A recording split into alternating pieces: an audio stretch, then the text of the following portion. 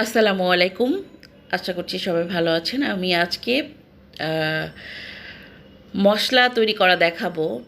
আমি আমার ঘরে যেভাবে আমি হলুদ থেকে হলুদের গুঁড়া আর হচ্ছে শুকনা মরিচ থেকে শুকনা মরিচের গুঁড়া তৈরি করেছি, সেগুলোই আজ আমি শেয়ার করব।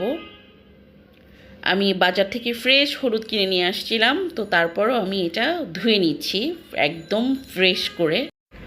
আর আমি এই মশলাগুলি তৈরি তৈরি করছি আমার নিজের জন্য, এবং আমি আমার একটা পেজ আছে পণ্য পার্বণ, সেখান থেকে সেল দিব।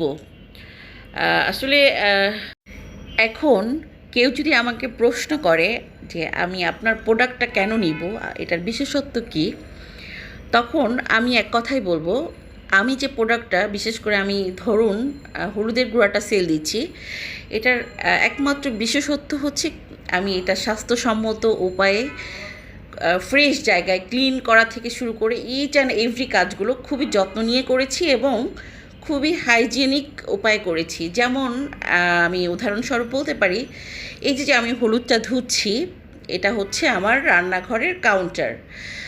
রান্নাঘর থেকে রান্নাঘরের সিঙ্ক থেকে আমি বেশ ভালো উপায়ে একদম নতুন গামলায় টকবগিয়ে পানি ফেলে সুন্দরভাবে ক্লিন করছি। এটাই হচ্ছে আমার পণ্যের বিশেষত্ব। মোট কথা হচ্ছে, আমি নিজের জন্য যেমনটি করে তৈরি করছি, আমি অন্যের জন্য সেম প্রসেসেই তৈরি করব। এটা হচ্ছে আমার নিজের কাছে নিজের কমিটমেন্ট। একদম ফ্রেশ খাবারটা হাইজেনিক উপায়ে প্রসেস করে আমি সবার কাছে পৌঁছায় দিতে চাই। কারণ কেউ যখন কোনো মশলা কিনছে, সে কিন্তু জানছে না যে সেটা কোথা থেকে ধোয়া হচ্ছে, আদৌ ধোয়া হচ্ছে কি না, হাইজেনিক উপায় তৈরি করা হচ্ছে কি না, এগুলো কিন্তু কেউ জানছে না। আমি চাইলে কিন্তু এগুলো বাথরুম থেকে বা ওয়াশরুম থেকেও ধুতে পারতাম, বা অনেকেই এরকমটা ধয়। আমার কিন্তু সেটাও রুচিতে আসেনি। তো এটা কিন্তু বিশেষ একটা ইম্পর্টেন্ট ব্যাপার। তো যাই হোক, আমি আজকে শেয়ার করছি আমি যেভাবে হলুদ আর মরিচের গুঁড়া রেডি করেছি সেটাই। তো এখানে অনেক আকারে নেওয়া হয়েছে, মানে বেশি পরিসরে নেওয়া হয়েছে হলুদ। তো এগুলোকে আমি বেশ ভালোভাবে অনেকক্ষণ ধরে কষলিয়ে কষলিয়ে ধুয়ে নিচ্ছি। তো ভালোভাবে ধোয়ার পর আমি বিভিন্ন ছাঁকনিতে করে স্ট্রেনারে করে পানিটা ঝরিয়ে নিচ্ছি। তারপর আমি ডিরেক্ট ছাদে গিয়ে এটাকে ফ্রেশ একটা পাটিতে করে, যেটাকে মাদুলিও বলা যায়, একদমই ফ্রেশ, সেটাতে করে আমি হলুদগুলো নেড়ে দিব। একটু পাতলা করে নেড়ে দিব যাতে কিনা রোদটা গায়ে লাগে আর তাড়াতাড়ি শুকিয়ে যায়। তো ফাইনালি আমি বেশি পরিসর মানে বেশি জায়গার উপরে খুবই পাতলা করে হলুদগুলো নেড়ে দিয়ে দিচ্ছি। তো এভাবেই আমি এটাকে 2-3 দিন রোদ দিয়ে শুকিয়ে নিব। এখন আমি দেখাবো আমি শুকনা মরিচের গুঁড়িটা যেভাবে তৈরি করলাম, সেই প্রসেসটাই শেয়ার করছি। তো আমি সেম অ্যাপ্রোচে, অনেকেই হয়তো বা মরিচটা ধুয়ে নেন না, তো হয় কি মরিচের উপরে একটা আগলা বালি বা ধুলা থাকে, ঝেড়ে নিলেও হয়। তো আমি ভাবলাম যে না, 100% হতে হবে বলে কথা। তো আমি করলাম কি, শুকনা মরিচগুলোকে জাস্ট পানির মধ্যে দিয়ে একবার ডুবিয়ে নিয়ে তুলে নিচ্ছি। খুব বেশি কসলাচ্ছি না, জাস্ট উপরের আগলা বালিটা যাতে চলে যায়, এইটাকে চিন্তা করে আমি পানির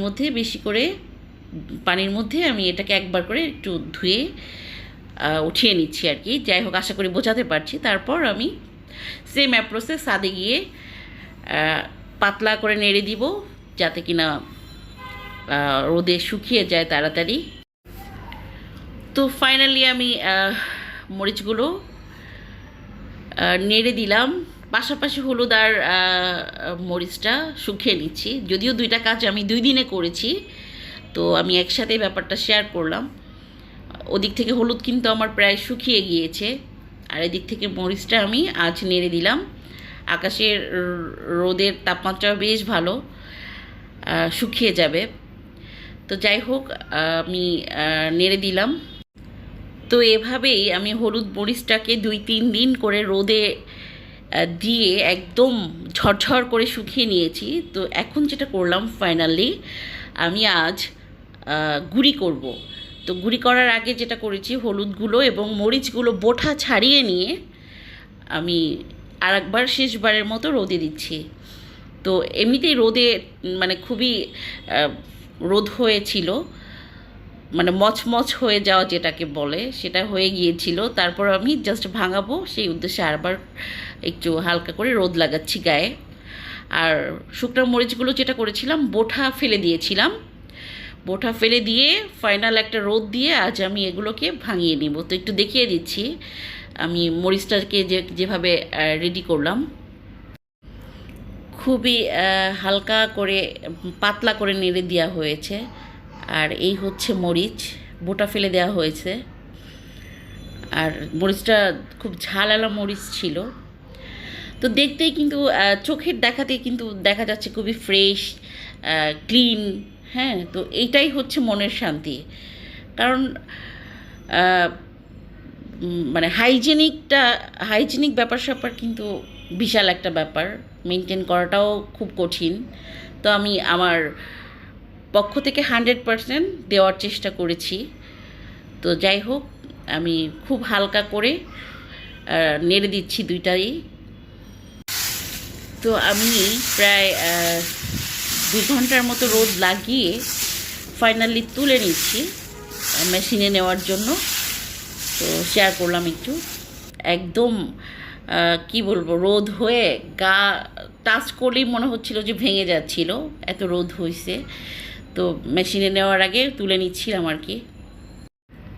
তো ফাইনালি আমি তুলে প্যাকেট করে নিয়েছি শক্তপোক্ত একটা প্যাকেটে এবং ফ্রেশ প্যাকেটে ভরে। আমি এটাকে একটু মুখ খুলে রেখেছিলাম যাতে রোদটা একটু মানে রোদের তাপটা একটু বের হয়ে যায় বা একটু হালকা ঠান্ডা হয়। তো এই হচ্ছে শুকনা মরিচ আর হলুদ। তো এভাবেই আমি এটাকে হালকা একটু ঠান্ডা করে মেশিনে পাঠিয়ে দিচ্ছি। তো যাই হোক, ফাইনালি আমার গোড়া রেডি হয়ে গিয়েছে।